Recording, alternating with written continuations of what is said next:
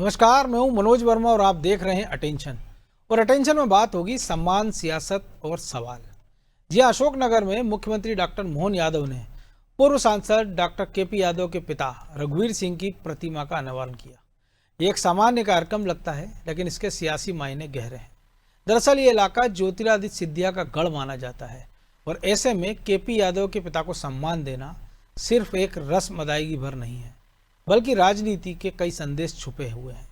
इधर कांग्रेस इसे बीजेपी की अंदरूनी राजनीति से जोड़ रही है, लेकिन सवाल ये है कि सिंधिया के गढ़ में इस कार्यक्रम के जरिए क्या संदेश देने की कोशिश की गई और क्या ये सम्मान भविष्य के चुनावी समीकरण तय करेगा। आज चर्चा इन्हीं सवालों के आसपास करेंगे, लेकिन पहले रिपोर्ट देखिए।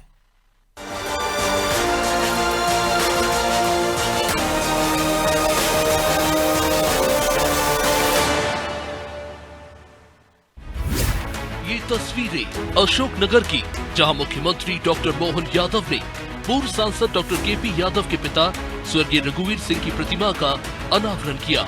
लेकिन ये महज एक सम्मान समारोह नहीं, बल्कि अब इस कार्यक्रम से सियासी हलचलें तेज हो गई हैं। दरअसल कभी सिंधिया से मिलने और एक सेल्फी के लिए मशक्कत करने वाले केपी यादव 2019 के लोकसभा चुनाव में सिंधिया को हराकर चर्चा में आए थे। लेकिन जब ज्योतिरादित्य सिंधिया ने कांग्रेस छोड़कर बीजेपी का दामन थामा, तो वही केपी यादव पार्टी की राजनीति में हाशिए पर चले गए। कई बार उन्होंने अपनी अनदेखी पर नाराजगी जताई। ऐसे में उनके पिता की प्रतिमा का अनावरण सिंधिया के गढ़ में यूं ही नहीं माना जा रहा। हमारे लिए जनसेवा सहजता के प्रतीक मृदुभाषी स्वर्गीय रघुवीर सिंह जी, जिनकी पुण्यतिथि 6वीं है, जो वास्तव में जिनकी पहचान एक राजनेता की नहीं है, एक सामाजिक एकता, सबको लेके चलने की भावना, सनातन संस्कृति को स्मरण करने की भावना और उससे बड़ी लोक कल्याण, जन कल्याण के लिए जगह जगह जो तालाब बनाए, ऊपर हेलीकॉप्टर से देख के आनंदित हो रहा था। जोरदार अभिनंदन करे एक ऐसे व्यक्तित्व के लिए, सच्चे अर्थों में गरीबों की सेवा करने के लिए। मैं यहां मान के चलता हूं, उनकी प्रतिमा आने वाली पीढ़ियों के लिए भी स्मरण दिलाएगी। इधर कांग्रेस ने भी इस पूरे कार्यक्रम को लेकर बीजेपी और सिंधिया पर तंज कसने का कोई मौका नहीं छोड़ा। कांग्रेस नेताओं ने इसे बीजेपी की भीतर खाने की राजनीति से जोड़ते हुए कई आरोप जड़े। क्या कुछ कांग्रेस ने कहा, वो भी सुनिए। देखिए, भारतीय जनता पार्टी का जो संगठन है वो अभी बहुत बुरे दौर से गुजर रहा है। ना सत्ता संभल रही है, ना संगठन संभल रहा है। लगातार कोई मुख्यमंत्री बनने के लिए समर्थक किसी के होर्डिंग लगा रहे हैं, कोई अपनी मुख्यमंत्री की कुर्सी बचाना चाहता है, कोई अपने मंत्री पद को बचाना चाहता है।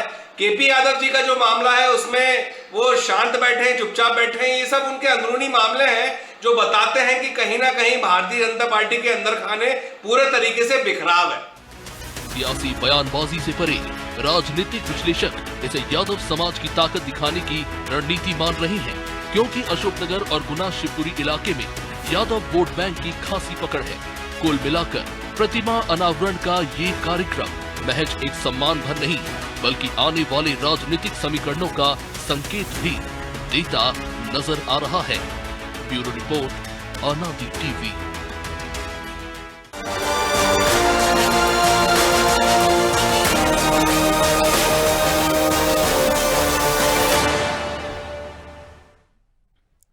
तो इसी पर चर्चा करने के लिए हमारे साथ जुड़ गए वरिष्ठ पत्रकार खिलावन चंद्राकर और हमारे सहयोगी प्रभु पटेरिया और ब्रजेश चौक से। बहुत स्वागत है खिलावन जी आपका। और ये कहने को तो महज एक पूर्व कांग्रेस नेता का प्रतिमा का अनावरण है, लेकिन जिनके पिता हैं वो और जिस इलाके का चयन किया गया और जो नेता इसमें नाराज रहे, उसने इस खबर को खास बना दिया है। कैसे आप इसको देखते हैं? देखिए, इस खबर के 3 मायने हैं। एक तो वहाँ जो यादव समाज है, जो केपी यादव के पिताजी है, यादव के बहुत बड़े नेता समझे जाते हैं। केपी यादव स्वयं बीजेपी के बड़े नेता, उनके चाचा भी वर्तमान में बीजेपी के बड़े नेता में हैं। तो वहाँ यादव समाज की बहुतायत है आसपास के इलाके में जी। इस तरह से यादव समाज को अपनी ताकत, राजनीतिक ताकत दिखाने का एक मौका इस माध्यम से मिला है।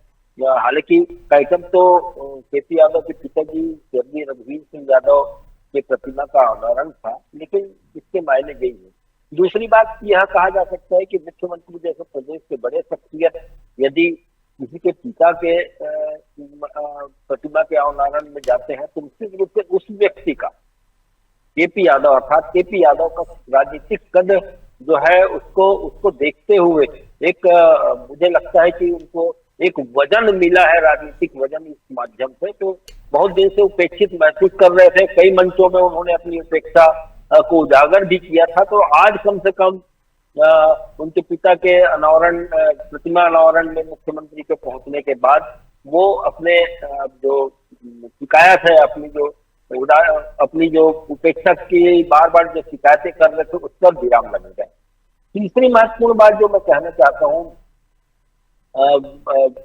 वो महत्वपूर्ण बात इसलिए कहना चाह रहा हूँ कि कल शाम को आपने एक बड़ा राजनीतिक समीकरण मनोज जी यहाँ मध्य प्रदेश के भोपाल राजधानी में देखा। जी।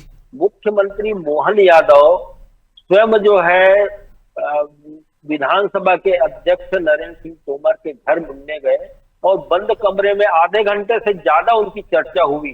चर्चा क्या हुई यह तो छन कर बाहर नहीं आया, लेकिन मुझे लगता है कि जिस तरह से ग्वालियर को लेकर के नरेंद्र सिंह तोमर और ज्योतिरादित्य सिंधिया के बीच जो विकास को लेकर के तनाव है, विकास को लेकर के दोनों में तनातनी है, हालांकि दिखाई नहीं देती लेकिन अंदरूनी स्तर पे इस बात का पता चलता है। जैसा कि मैं बता रहा हूं कि जब अभी पिछली कैबिनेट की बैठक हुई थी मंगलवार को, मंगलवार की कैबिनेट की बैठक में सिंधिया के खास समर्थक ऊर्जा मंत्री प्रद्युम्न सिंह तोमर ने ग्वालियर की उपेक्षा और ग्वालियर अंचल की उपेक्षा को लेकर के मंत्रिमंडल के बैठक में भी बहुत सारे बातें कही जो संघ के मीडिया कर्मियों के पास सामने आई। तो कुल मिलाकर के जो सिंधिया और उनके समर्थक बार बार ग्वालियर के की उपेक्षा का आरोप लगा रहे हैं, तो मुझे लगता है कि इस बात को लेकर के मुख्यमंत्री खुद नाराज हैं और वो अब जिस तरह से पहले ज्योतिरादित्य सिंधिया के कांग्रेस में आने के पहले ग्वालियर अंचल के एक छत्र राजनीति करने वाले नरेंद्र सिंह तोमर को प्राथमिकता देते हुए दिखाई दे रहे हैं और ये चर्चा उसी की बानगी हो सकती है, ऐसा लगता है मुझे। तो एक तरह से जो है सिंधिया खबरें पहले ये भी थी कि शायद इस कार्यक्रम में उनको भी आमंत्रित किया गया था, विधानसभा अध्यक्ष को भी, लेकिन वो पहुंचे नहीं थे किन्हीं कारणवश। अब कारण पहुंचे नहीं, वो जानते नहीं पहुंचे, लेकिन मुझे लगता है कि जिस तरह से कल की बैठक हुई दोनों बड़े नेताओं के बीच और ग्वालियर चंबल के विकास को लेकर के चर्चा हुई होगी, निश्चित रूप से चर्चा हुई होगी, लेकिन सिंधिया समर्थक जो बार बार ग्वालियर अंचल के उपेक्षा का आरोप लगा रहे हैं उस पर भी एक तरह से ध्यान केंद्रित किया है मुख्यमंत्री मोहन यादव ने और संभवतः ये इस कार्यक्रम में जाकर के उन्होंने एक तरह से ग्वालियर चंबल अंचल के विकास पर ध्यान देने की शुरुआत एक तरह से की है। देखिए, सेवा पखवाड़ा, प्रधानमंत्री की जन्मदिन का पखवाड़ा जो मनाया जा रहा है, सेवा पखवाड़ा तो एक बहाना है, लेकिन अगर जो मंत्री सवाल उठा रहा है तो वो तो खुद ही उस जिले का प्रतिनिधित्व करते हैं। तुलसी सिलावट वहाँ के प्रभारी है जो सिंधिया के खास हैं और सिंधिया गुना अशोकनगर से ज्यादा समय ग्वालियर में देते हैं। नहीं, तो वो कटघरे में किसको खड़ा कर रहे हैं? खबरें हैं जो हम लोगों के पास जो खबरें हैं वो इस तरह का है कि प्रद्युम्न सिंह तोमर ने जब सवाल उठाया तो उन्होंने प्रभारी मंत्री तुलसी सिलावट को, मुख्यमंत्री ने प्रभारी मंत्री को बुला करके वास्तविकता जानने का प्रयास किया। तो संभवतः प्रभारी मंत्री ने भी प्रद्युम्न सिंह तोमर के हाँ में हाँ मिला दी। इस तरह से कुल मिलाकर के दोनों ने मिलकर के, सिंधिया समर्थक, दोनों बड़े मंत्री हैं, सिंधिया समर्थक है, दोनों ने एक तरह से मुख्यमंत्री मोहन यादव को कटघरे में खड़ा करने का प्रयास किया। इससे उनमें नाराजगी है, संभवतः इसीलिए वो नरेंद्र सिंह तोमर से एक लंबी मुलाकात तो प्रतिमा की बात कर रहे हैं ना, लेकिन प्रभु जी एक समय था कि 19 में जब केपी यादव चुनाव जीतते हैं, एक साधारण कार्यकर्ता, देश भर में चर्चा हो जाती है, एक पावर सेंटर के रूप में उनको देखा जाता है, लेकिन वो कुछ महीने बाद खुशी खत्म हो जाती है कि 20 में सिंधिया सरकार गिरा देते हैं, बीजेपी में आ जाते हैं, मंत्री बन जाते हैं और उसके बाद से हम देखते हैं कि टिकट कट जाता है उनका। फिर खबर आती है कि विधानसभा चुनाव लड़वा देंगे, वो नहीं मिलता। फिर खबर आती कि राज्यसभा का चुनाव, शायद राज्यसभा भेजा जा सकता, वो भी इच्छा पूरी नहीं होती है। और आज ये जिस प्रकार से सम्मान दिया गया, मान, क्योंकि इतने बड़े नेता तो उनके पिताजी थे नहीं जितनी इनकी चर्चा हो रही है, तो इस लिहाज से आज जो भीड़ जुटी है और जो शक्ति प्रदर्शन हुआ है, क्योंकि इसके पहले जगह जगह जेसीबी से उनको फूल की वर्षा की गई और तमाम सारे वो विधायक भी मंच पर दिखाई दिए हैं जो किसी ना किसी कारण खबरों में रहते हैं सिंधिया विरोध के कारण, चाहे वो प्रीतम लोधी हो चाहे अन्य लोग हों। और सिंधिया की गैर मौजूदगी, क्योंकि आमतौर पर मान लीजिए कि दिल्ली में तो ऐसा कोई काम है नहीं ना, अभी संसद चल रही है और शनिवार रविवार अवकाश भी रहता है वहाँ, तो ज़्यादातर केंद्रीय मंत्री या सांसद अपने इलाकों में होते हैं। तो सिंधिया की गैर मौजूदगी। अब मनोज जी, सिंधिया क्यों नहीं आया ये तो सिंधिया बता सकते हैं, या सिंधिया को आमंत्रित किया गया या नहीं किया गया ये केपी सिंह यादव बता सकते हैं, ये तो उनके आपस का मामला है। लेकिन बिल्कुल सवाल तो मौजूद है कि भाई उनके क्षेत्र में कार्यक्रम था, क्षेत्रीय सांसद हैं, केंद्रीय मंत्री हैं, केपी यादव से उनके पुराने अच्छे रिश्ते भी रहे हैं, फिर खराब रिश्ते भी रहे हैं, तो क्यों नहीं पहुंच रहे हैं। हाँ, इसके पहले आप देखिए जब बीजेपी में सिंधिया आए उसके बाद केपी यादव से उनकी मुलाकातें भी हो चुकी हैं। कोई ऐसा मतलब अब कोई ऐसी टसल ऐसी वाली स्थिति अभी दिखाई नहीं दे रही कि दोनों आपस में टकरा रहे हों, लेकिन फिर भी नहीं आए। तो ये सवाल तो मौजूद है, लेकिन ये कारण क्या था ये तो वही लोग बता सकते हैं। एक पक्ष तो ये है इस पूरे मामले में। दूसरी बात यह है, मुझे कहीं से भी ये कोई राजनीतिक कार्यक्रम नहीं लगा। एक व्यक्ति, दिवंगत एक व्यक्ति का, एक बीजेपी नेता के पिताजी की मूर्ति का अनावरण था, एक समाज विशेष के वो नेता, बड़े नेता थे, उसको लेकर उन्होंने आयोजन किया गया था। यदि ये राजनीतिक कार्यक्रम होता, कांग्रेस के स्वर्गीय पूर्व जिला पंचायत अध्यक्ष की प्रतिमा लग रही होती, तो मुझे नहीं लगता कि मुख्यमंत्री इस कार्यक्रम में जाने वाले थे। ये केपी यादव ने यादव समाज की तरह एक कार्यक्रम किया था, उनके पिताजी की मूर्ति का अनावरण था, इसलिए जो है वहाँ पर मुख्यमंत्री गए। यादव समाज का कार्यक्रम होना, मैं इसलिए बार बार कह रहा हूँ क्योंकि वहाँ पर तमाम नेता जुड़े थे, जैसा अभी कि हमें बताया भी कि वो यादव बहुल क्षेत्र है, वहाँ बहुत सारे यादव हैं, वहाँ से फिर उत्तर प्रदेश लगता है, बहुत सारी रिश्तेदारियाँ यादवों की बिहार तक भी जाती हैं। तो निश्चित तौर पर अभी मुख्यमंत्री बिहार भी गए थे, वहाँ पे भी यादव समाज ने उनका सम्मान किया था। बिहार का जो चुनाव आ रहा है उसमें मोहन यादव की बड़ी भूमिका इसमें होने वाली है, यादवों को बीजेपी के पक्ष में लाने को लेकर। तो शायद ये उसकी एक कवायद है कि निर्विवाद नेता मध्य प्रदेश के, चाहे कांग्रेस के नेता हों चाहे बीजेपी के नेता हों, सबके बीच में एक निर्विवाद नेता मध्य प्रदेश के जिनकी सर्व स्वीकारिता है, वो मोहन यादव समाज से उभर कर सामने इस कार्यक्रम के जरिए आते हुए दिखाई देते हैं। और ये पूरा फायदा इसको लेने की कोशिश बीजेपी वहां करेगी बिहार में। ये पूरी एक रणनीति का हिस्सा है, आप इसको ऐसे भी ले सकते हैं, क्योंकि जो आपने भी शब्द प्रयोग किया कि इतने बड़े नेता नहीं थे कि उनकी प्रतिमा के अनावरण में मुख्यमंत्री आए। लेकिन जो आपने जिक्र किया ना, कई बार हम देखते हैं, कई बार नहीं अधिकतम बार हम देखते हैं जब समाज का कोई कार्यक्रम होता है तो दलगत राजनीति से उठकर तमाम सारे उस समाज के नेता इकट्ठे होते हैं। मध्य प्रदेश में भी बीजेपी से भी 4 यादव समाज के नेता हैं, विधायक हैं, उनमें मुख्यमंत्री डॉक्टर मोहन यादव भी और कांग्रेस से भी इतने ही यादव हैं। तो अगर ये राजनीतिक कार्यक्रम होता तो मुझे नहीं लगता है कि इकट्ठे नहीं होते, क्योंकि इसके पहले भी कई सारे ऐसे कार्यक्रम हुए हैं। राजगढ़ की हम बात कर लें, जब प्रहलाद लोधी का हमने देखा था, वो बयान बड़ा चर्चित हुआ था, वो भी लोधी समाज का कार्यक्रम था जिसमें कांग्रेस बीजेपी तमाम सारे लोग थे। हमने ऐसे तमाम सारी समाजों के उदाहरण हैं। तो अगर ये वो होता तो फिर कांग्रेस के नेता भी इस मंच पर दिखाई देते, वो दिखाई नहीं दिए।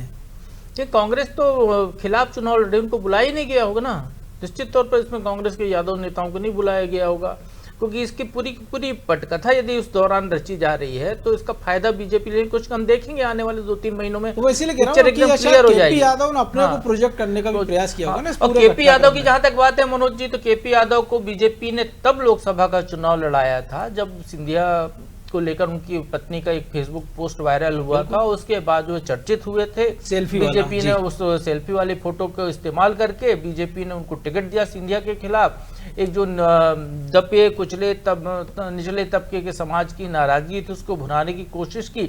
वो सिंधिया के साथ थे लंबे समय से, उनकी चुनावी दांवपेच भी वो जानते थे, पूरा बीजेपी का वोट बैंक जुड़ा उसमें और वो चुनाव जीत गए।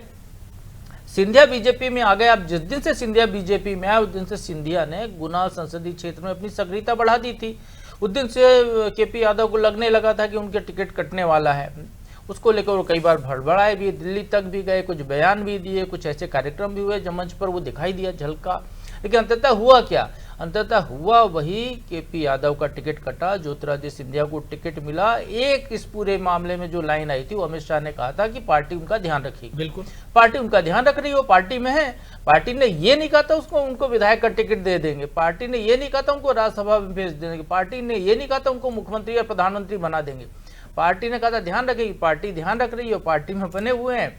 यदि वो ध्यान नहीं रखेगी तो पार्टी भी छोड़ सकते हैं, वो आगे विकल्प उनके ऐसी खुले नौबत होंगे आई थी, आगे। उनके भाई तो हाँ, चले गए थे ना जी। चुनाव के समय अब मनोज जी, कांग्रेस में। एक चीज और इस पूरे में कहना चाहूंगा, जो अभी जो है खिलावन जी ने जो बात कही ग्वालियर की लेकर, कैबिनेट को लेके, यदि ग्वालियर की नालियां बजा रही हैं, ग्वालियर की सड़कें फूटी हुई हैं, तो उसके लिए मुख्यमंत्री मोहन यादव जिम्मेदार नहीं हो सकता है। उसके लिए ग्वालियर का जो स्थानीय मंत्री, नेता, जनप्रतिनिधि और ग्वालियर का प्रभारी मंत्री जिम्मेदार है। तो मुझे नहीं लगता ये इतना बड़ा मसला है जो ऐसे मंच पर डिस्कस किया जाएगा। इसके लिए जो कुछ भी समस्या है उसके लिए वही लोग जिम्मेदार हैं जो सवाल को उठा रहे हैं। आपको नेता ही नहीं हो, फिर आप नेता मतलब जो नेतृत्व करे, आप नेतृत्व की क्षमता ही नहीं कि अपने जिले को लीड कर पाए, तो देश और प्रदेश को लीड करने का सपना क्या देखेंगे वो। तो मुझे नहीं लगता कि ऐसे लोगों की काबिलियत पर हमको चर्चा करनी चाहिए। तो हो सकता है फिर उनको रीवा सांसद को बुला लेना चाहिए, क्योंकि उनकी आदत है जहां देखते हैं नाली, और खुद प्रद्युम्न सिंह तोमर जो है वो नाली ज्यादा साफ करने में विश्वास रखते हैं बनिस्पत इसके कि वो बिजली की चिंता कम करते दिखाई देते हैं। तो सबसे बड़ा सवाल तो ये कि उनको मंत्रिमंडल में क्यों होना चाहिए। लेकिन ब्रजेश जी, मध्य प्रदेश में यादवों की अच्छी खासी आबादी 80-90 लाख मानी जाती है। बुंदेलखंड की बात कर लें, ग्वालियर चंबल की सीटों पर भी प्रभाव है। और जब खुद मुख्यमंत्री यादव समाज से आ रहे हैं, और जब बीजेपी उनका इस्तेमाल हमने देखा लोकसभा में, उत्तर प्रदेश में, बिहार में किया, अभी उनके बिहार की सक्रियता बढ़ गई, जो प्रभु जी ने भी इशारा किया है। लेकिन यहाँ ये केवल एक प्रतिमा से वहाँ बिहार तक संदेश दिया जा सकता है, या केवल यादवों की तरफ से एक संदेश दिया जा रहा है कि अब वो भी इकट्ठे एकजुट हो रहे हैं? क्योंकि हमने देखा है कि जैसे लोधी समाज हमने देखा है कि अब वो पार्टी की जगह अपनी समाज के हिसाब से वोट करता है, कि जहाँ लोधी उम्मीदवार होते हैं आप देखिए कि वो जीत जाते हैं, जहाँ लोधी बहुल इलाका हो वहाँ पेंच फंसता है जब दोनों उम्मीदवार लोधी हो जाए। इस विधानसभा चुनाव में भी हमने देखा है। क्या यादव इसके बहाने उस पैटर्न की ओर बढ़ते दिखाई दे रहे हैं जो हमको 2028 में दिखेगा कि अभी से शक्ति प्रदर्शन? देखिए मनोज जी, जो आपने कहा है, यादव समाज पहले से भी एकजुट है। हमने देखा है कि यदि समाजवादी पार्टी के विधायक यहाँ से जीतते हैं तो वो यादव वोट बैंक की बदौलत ही जीतते हैं। आप देखिए कि यादव, चाहे हम उत्तर प्रदेश की बात कर लें, चाहे हम बिहार की बात कर लें, एकजुट है ना, वो एक पाले में ही ज़्यादा जाता है ना। इसलिए तो वहाँ पे आप देखिए अखिलेश यादव, मुलायम सिंह यादव, उनकी सरकार बन जाती है। बिहार में लालू यादव की सरकार बन जाती है। तो कहीं ना कहीं वो एकजुट तो है। मध्य प्रदेश में भी उसका असर कितना होगा, या उद्देश्य से, या बिहार में क्या असर होगा, इसी कारण तो मोहन यादव को मध्य प्रदेश का मुख्यमंत्री बनाया कि भाई यादव वोट बैंक को एकजुट किया जा सके। अब हो सकता है जो प्रभु जी कह रहे हैं कि बिहार में जाएंगे तो मोहन यादव से ये भी सवाल हो सकता है, भैया आप यादवों के नेता बन रहे हो, आप कृष्ण जी की बात कर रहे हो, कृष्ण पथे की बात कर रहे हो, तमाम चीज़ों की बात कर रहे हो, लेकिन आपके यहाँ भी तो एक यादव है, उसकी उपेक्षा हो रही है, आपकी पार्टी ने उसको किनारे कर दिया है। तो वो संदेश देने के लिए वो वहां गए हो कि भाई कोई एक आवा, मैं सबके साथ हूं, मैं यादवों के साथ हूं, यादवों का नेता बनने की कोशिश। लेकिन कम से कम कांग्रेस तो नहीं कहेगी, क्योंकि वो देख रहे हैं ना कि अरुण यादव का हाल क्या हो रहे हैं। और दूसरी बात ये मनोज जी कि केपी यादव कितने बड़े नेता हैं, थे तो वो भी कांग्रेसी ना। बिल्कुल। तो बीजेपी उनकी इतनी बड़ी चिंता क्यों करने लगी कि वो सिंधिया को नाराज करेगी या केपी यादव को खुश करेगी? केपी यादव इतने बड़े नेता होते तो पहले भी वो विधायक बन जाते, सांसद नहीं बन पाए थे। और यदि ज्योतिरादित्य सिंधिया हारे थे तो वो कोई यादवों की वजह से नहीं हारे थे, केपी यादव की वजह से नहीं हारे थे कि वो एक छोटे से नेता थे और बीजेपी ने उसको बना ले। एक मोदी जी की लहर थी मनोज जी, वो उस लहर में अच्छे अच्छे दिग्गज साफ हो गए। हमने देखा राहुल गांधी तक ने पड़ गए थे। तो यदि ज्योतिरादित्य सिंधिया हारे हैं तो वो एक लहर का कारण था कि मोदी के समर्थन में वोट दिया था। किसी ने इसलिए नहीं दिया था कि केपी यादव खड़े हुए हैं, यादव समाज से आते हैं इसलिए हम उनको वोट दे रहे हैं। लोगों ने मोदी को देखा था, और इस कारण हमने देखा था कि तमाम जगह आप देखिए कि बीजेपी को फायदा हुआ था, क्योंकि मोदी की लहर चल रही थी। उसमें एक तरह से सिंधिया का किला भी ढह गया। जब सिंधिया बीजेपी में आए तो ये तय था, और कोई ये पट्टा नहीं लिखा था कि केपी यादव को अगली बार। चुनाव में गया था ब्रजेश जी, जहाँ जिससे पूछो वो ये कहता था वोट किसको दोगे, बोले महाराज तो जीत रहे हैं, वोट किसको दे रहे हो, बोले मोदी को दे रहे हैं। तो जब वोट मोदी को दोगे तो महाराज कैसे जीतेंगे? तो देखिए उनके खिलाफ कोई नाराजगी नहीं थी, और केपी यादव को जो सम्मान मिलना चाहिए था, सांसद बन गए वो लहर में। और एक तरह से मुझे लगता है, छोड़ो, भरत सिंह कुशवाहा तो बीजेपी के टिकट पे जीते हैं ना ग्वालियर से। जब सिंधिया ग्वालियर में बैठ के लेते हैं तो उन्हीं के सांसद को नहीं बुलाते हैं। तो ये भी तो एक मैसेज है ना, पार्टी इसकी तो चिंता करती होगी ना, निश्चित एक मैसेज यहाँ से दिया गया होगा। तो एक मैसेज देने का तो काम है ना, जो बिहार मैंने कहा वो भी मैसेज देने का काम है। सिंधिया को भी हमने देखा है कि एक मैसेज देने का काम है कि यदि आप कोई उपेक्षा करोगे सांसद को लेकर? यदि वहाँ पे सांसद इसको नहीं बुलाते थे जब सांसद थे ये, तो जब देखे हम केंद्रीय मंत्री के नाते, पिछली टर्म की बात कर रहा हूँ मैं, तो सिंधिया जी नहीं बुलाते थे केपी यादव को। तो पार्टी एक संदेश ये भी देना चाहती है कि भाई हमारे यहाँ हम सबको साथ लेकर चलते हैं। सिंधिया जी इससे नाराज हैं, सिंधिया से यदि पटरी नहीं बैठ रही है तो ऐसा नहीं कि हमने अपने कार्यकर्ताओं को छोड़ दिया, क्योंकि यही वजह थी कि अटकलें चल रही थी कि केपी यादव कांग्रेस में जा सकते हैं, कांग्रेस से चुनाव लड़ सकते हैं। हाँ, लेकिन वैसा हुआ नहीं ना। केपी यादव को भी अपनी ताकत पता है, तो ये शक्ति प्रदर्शन कर दिखाने की उन्होंने कोशिश की है कि भाई देखिए मैं हूं, लेकिन यही ताकत यदि वो कांग्रेस में जाके दिखाएंगे तो कुछ भला नहीं होने वाला। यहाँ ताकत दिखाएंगे और उनको सपोर्ट मिलेगा तो निश्चित तौर पर उसका उनको फायदा होगा। तो केपी यादव ने एक ताकत दिखाने की कोशिश की है अपने पिता की प्रतिमा के अनावरण के माध्यम से। और जो कह रहे थे प्रभु जी, आपने भी कहा कि यदि गैर राजनीतिक था यादव समाज, तो अरुण यादव को भी वहां होना चाहिए था, तमाम यादव के समाज के लोगों को होना चाहिए था। लेकिन ये यादव समाज का कार्यक्रम नहीं था, ये यादव समाज का कार्यक्रम नहीं था, ये व्यक्तिगत कार्यक्रम था जिसमें उन्होंने जिसको चाहा उनको बुलाया। और उन्होंने एक रणनीति के तहत ये कोशिश की होगी कि जो सिंधिया जी से नाराज लग रहे हैं, यदि उन्होंने विधानसभा अध्यक्ष को बुलाया है तो क्यों बुलाया, वो नहीं गए, ये अलग राजनीतिक माध्यम है कि उन्होंने ये सोचा होगा कि क्यों जाऊं मैं, यदि हम में कोई मतभेद भी हैं तो वो जाकर क्यों हो, लोगों को ये मौका क्यों दूं कि मैं वहां जाकर के सिंधिया के खिलाफ, तो वो इस वजह से नहीं गए हूं। चूंकि यादव समाज को एक मैसेज देना थी इसलिए मोहन यादव चले गए हों, तो इसके राजनीतिक मायने भी निकालेंगे। जो कांग्रेस कह रही है वो भी एक तरह से सही है कि जो गुटबाजी है उसको वो, क्योंकि उसका कहना एक तरह से जायज भी बनता है कि भाई सिंधिया जी क्यों नहीं है, तो सिंधिया जी होते, क्योंकि बाकी समाज के लोग भी तो वहाँ थे। और इसमें यह भी देखा जाएगा और ये भी देखना चाहिए मनोज जी कि उस मंच पर बीजेपी के कौन कौन लोग थे। क्या सिंधिया के समर्थक लोग थे? निश्चित तौर पर नहीं थे। बीजेपी के कौन लोग थे? तो ये पार्टी ये संतुलन साधने की कोशिश कर रही होगी कि भाई बीजेपी के जो लोग लगातार जो सिंधिया राजघराने से लड़ते रहे हैं, उनका मुकाबला करते रहे हैं, आज कहीं वो अलग थलग ना पड़ जाए। जो हमने देखा है कि गोविंद सिंह राजपूत के मामले में हो रहा है, सागर में हो रहा है, तो ऐसी पवैया देखे, हाँ जयवान सिंह पवैया, तो ये परिस्थितियां ना बने, इसलिए दोनों को साधने के भी दिलचस्प है कि कांग्रेस नेता की प्रतिमा का अनावरण बीजेपी का मुख्यमंत्री कर रहे हैं और विरोध और सवाल कांग्रेस उठा रही है। तो अब तो माधवराज सिंधिया की प्रतिमा का भी अनावरण अब तो बीजेपी ऑफिस में भी हमने पार्लियामेंट होते देख लिया है। बदल गया ना, कैसे करो आप कांग्रेस के पास तो जाएंगे नहीं कि आपके वो थे तो आप माधवराज सिंधिया को लेकर कांग्रेस के पास तो जाएंगे नहीं। तो ये तो समय के अनुसार है, जिस पार्टी में होगा वहां मनाने लगेगी। बिल्कुल, तो ये भी बड़ी दिलचस्प राजनीति। बहरहाल वक्त इतना ही था, बहुत धन्यवाद खिलावन जी। तो कहने को एक भले से एक साधारण सी प्रतिमा का अनावरण है, लेकिन इसने कई सारे सवाल खड़े कर दिए हैं। अब इन सवालों का जवाब क्या होगा, इसका निशाना क्या था और इसके समीकरण क्या थे, ये आने वाला वक्त ही बता पाएगा। अटेंशन में आज इतना ही, मुझे दीजिए इजाज़त और आप देखते रहिए अनादि टीवी। नमस्कार।